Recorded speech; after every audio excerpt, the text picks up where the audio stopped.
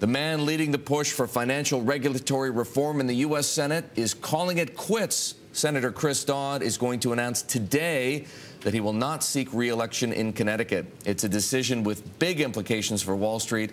And our chief Washington correspondent, Peter Cook, is here in New York this morning to help us sort through it. Peter, we just heard that the man who wants to at least we just heard from, indirectly, through the Associated Press, from the man who wants to replace Chris Dodd. Who's that? And that's Richard Blumenthal, the Attorney General of Connecticut. There's a lot of politics involved here, of course, with this decision.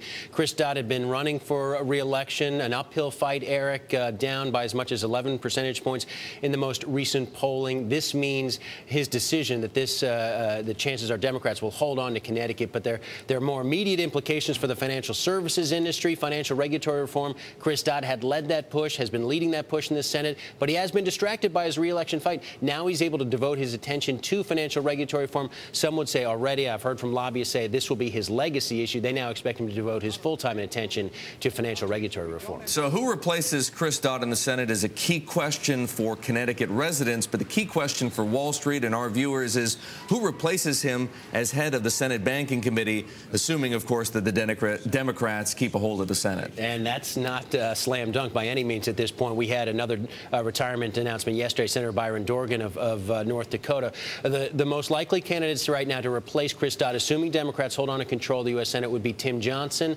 the senator from South Dakota. He's been very close to the credit card industry. Of course, they have a big operations in his state. He, of course, suffered a brain hemorrhage 2 years ago. He's been impacted somewhat physically by that, but still able member of the committee. A lot of people know him well. The other person who might get the job would be Jack Reed, who's very popular with President Obama. The senator from Rhode Island, been very involved in financial regulatory reform as well. I would not be surprised to see him perhaps joust for this position as well. Peter, let's talk a bit more about financial regulations. You're going to be speaking with Gary Gensler, the head of the Commodities Futures Trading Commission, later today.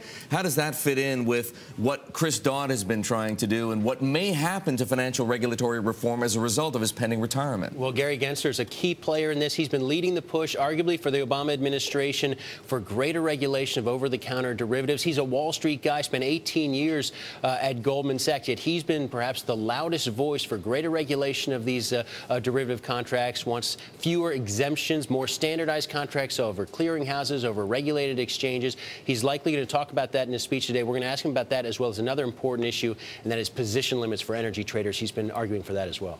All right, Peter Cook, our chief Washington correspondent on the story. Chris Dodd, the Attorney General from Connecticut, Richard Blumenthal, and, of course, Gary Gensler coming up later this morning. Thanks so very much.